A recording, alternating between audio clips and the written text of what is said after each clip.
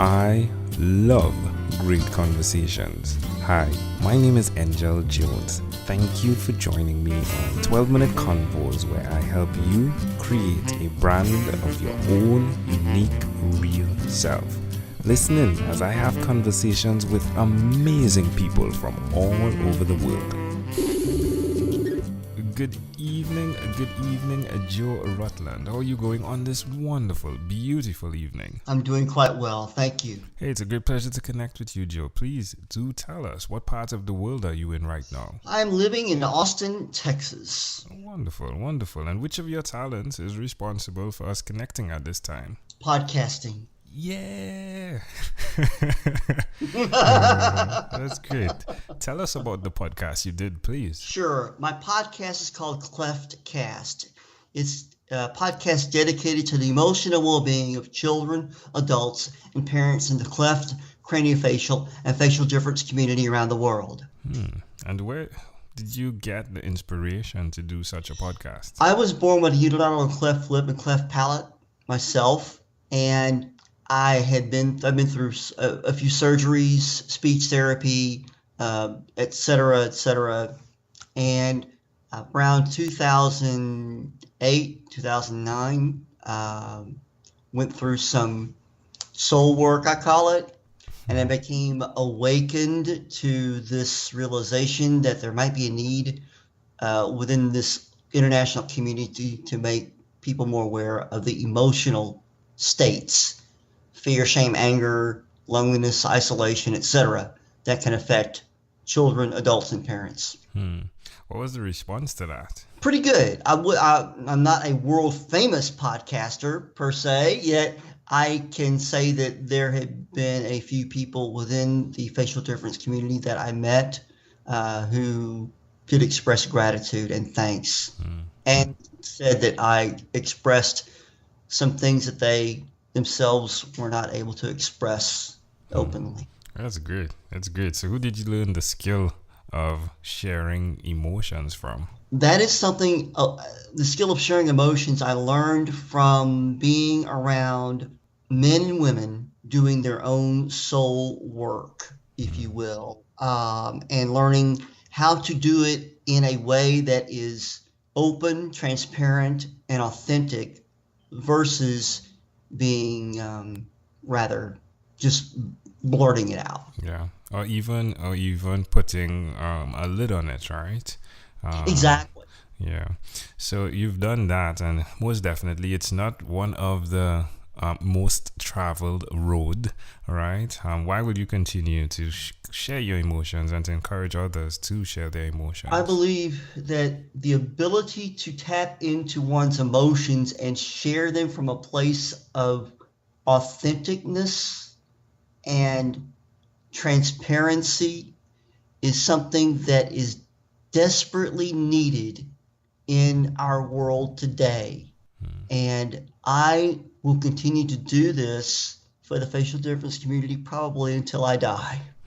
But tell us one other thing, Joe, that you've done consistently over the last 3 years. I am a contributing writer to a few large-scale publications, such as the Good Men Project, the Huffington Post, Thrive Global, Elite Daily, and I've been doing that consistently. Yeah? How does that make you feel?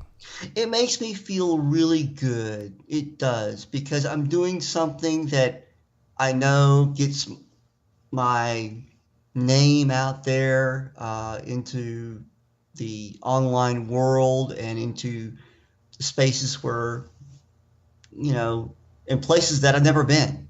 I mean, like actual countries, cities, etc., that I've never visited in my life. Yeah, that is fascinating, isn't it? How does it make you feel like to just see your words being shared across the internet and even getting responses? It brings a lot of joy. Yeah. It brings a lot of happiness to me, a lot of joy. And in my life, there's been a definite deficiency of joy and happiness within my own life. So when I see the responses from people or just people affirming my work, it isn't an ego stroke. I take it as just thank you, just a big thank you. Yeah, that's amazing. Where's the best place for people to go to connect with some of your work? They can go.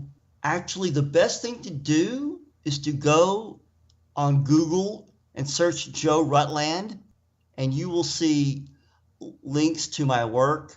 You can also look my profile up on LinkedIn under my name, Joe Rutland, and I have in my profile area links to the publications that I've written for. Yeah, in the highlights section. Yeah, in the Joe's articles and activity. Exactly. Yeah, that's great. That's great. Oh, wonderful. Hey, well, Joe, my friend, let's switch gears for a moment now. Let me invite you into my time machine that is surrounded with beautiful, warm, blue Caribbean water. Joe, what is your earliest childhood memory? This is something that so when I was 4 years old, I remember being in my childhood seat at the home I was raised in Beaumont, Texas. And it was like about 4 a.m. I don't remember why that is so prevalent in my mind, but it's like 4 or 4:30 a.m. in the morning. And my mom was up having coffee or something, and the TV was on. And this is back in 1968, mind you, when there were just 3 networks, ABC, NBC, and CBS here in the United States. But the TV was on, and I remember it having a man, and there was a taped outline of a man's body on the floor. And it wasn't until later on that as I got older, I realized that what I was watching was actually a live coverage of the assassination of Robert F. Kennedy. Wow. The aftermath of it in Los Angeles. Wow.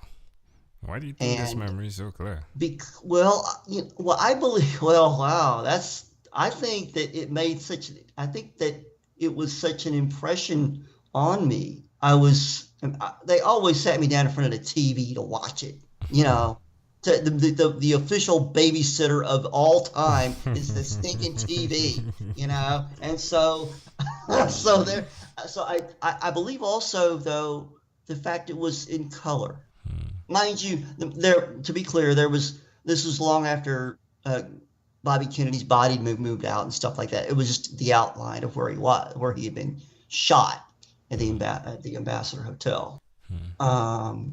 And I think just the powerful image, the color image of seeing that just kind of like imprinted within my mind and my body. That's intriguing.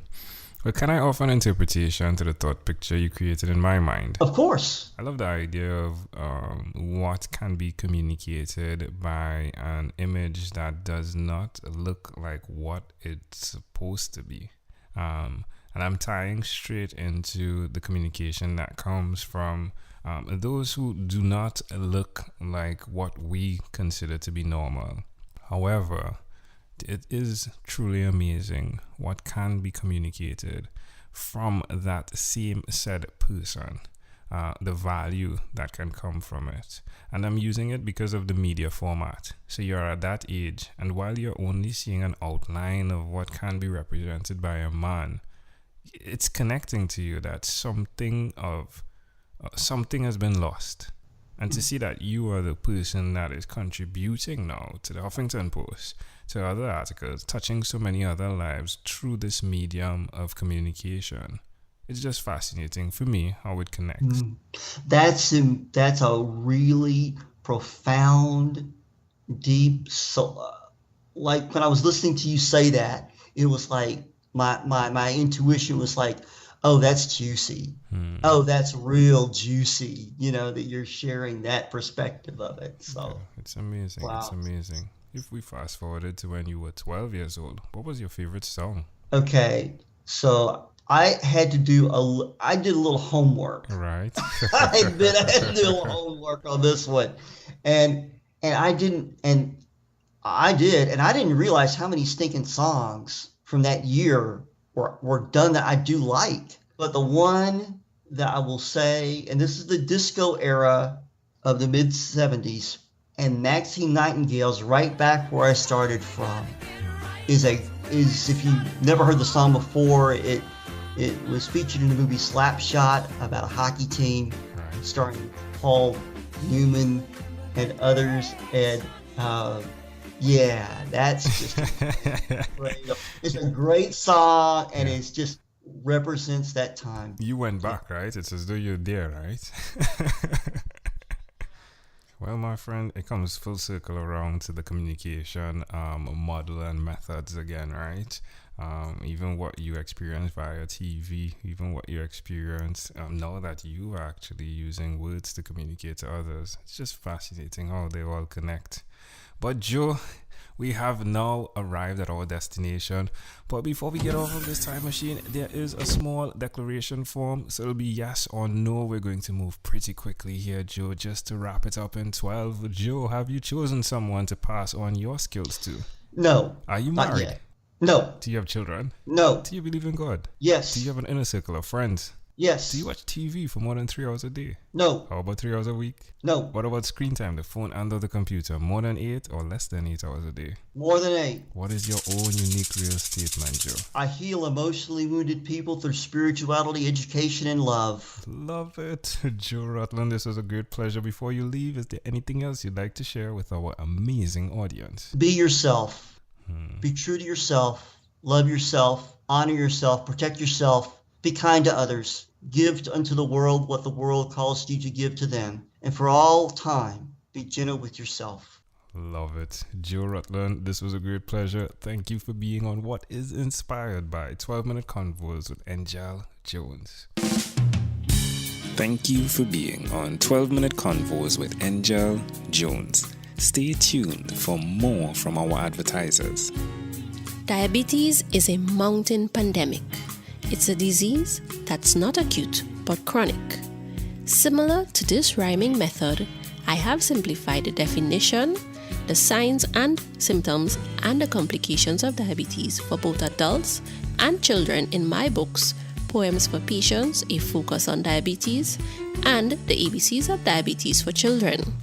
These books are available on Amazon.com, and for more information, you can visit my website, poemsbyaj.com. That's poemsbyaj.com.